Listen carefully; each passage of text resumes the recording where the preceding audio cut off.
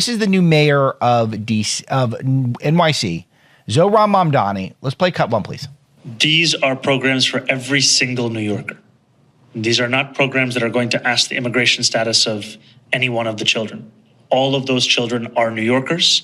They should all be enrolled in pre-K and 3K, no matter where they were born or where they come from. And we are also proud to be a sanctuary city.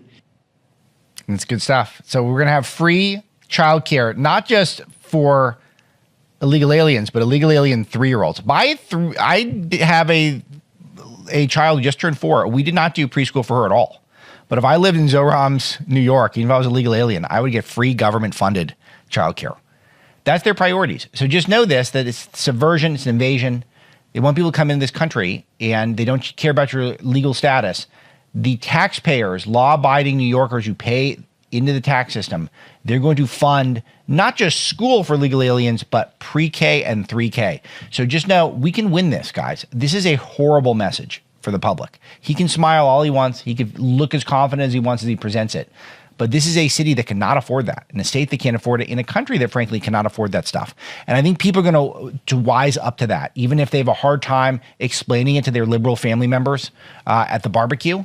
I think overall, people are going to understand that this is the way forward. All right, we are heading towards a shutdown, government shutdown coming up. We're going to run out of money. And part of the holdup is actually ICE funding. There's a small amount of ICE funding that would be appropriated in one of, I think it's 6 different bills that are coming up. And one thing here that I want to identify is there's a big opportunity, because the vast majority of ICE funding actually this year, 2026, is coming from the big, beautiful bill, which saw a massive increase in ICE funding. This provides a big opportunity because this could be a bargaining chip for us to get lots of different stuff. People are talking a lot about the FACE Act, some voter ID laws, perhaps.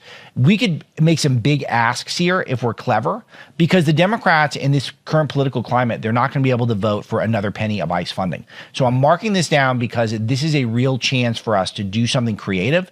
And anyone in Republican leadership who might be listening to the show, consuming my content, please understand that this is a chance here to do some really clever bargaining, because the bottom line is the government's going to shut down if there's ICE funding, because there's no Democrat who could support ICE right now, not in this political environment, because their grassroots, their base, the people most fired up within their party, they are the ones who are going to insist no funding for ICE, even as ridiculous as that sounds to people in this audience.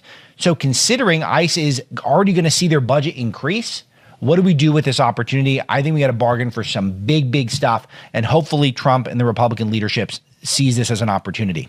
All right. Other stuff I want to point out.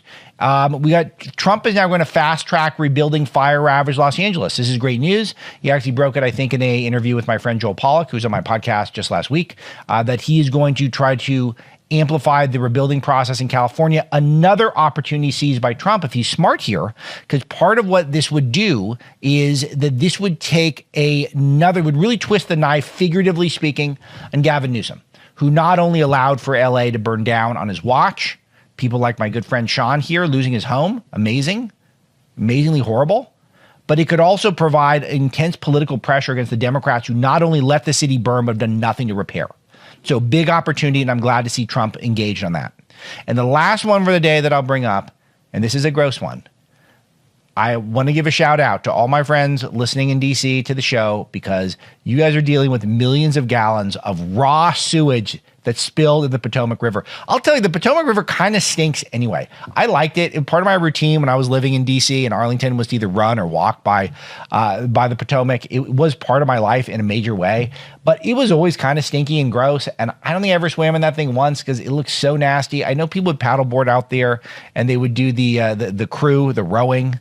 But the thing was always gross to begin with. And now we're seeing 40 million gallons of raw sewage. And you know what I love about this? This happened about 3 days ago even. And as of now, the cause of the break of this filtration system that caused the spill, this wastewater Potomac interceptor, unknown. 3 days, we don't know why it broke and why 40 million gallons of raw sewage spilled into the Potomac.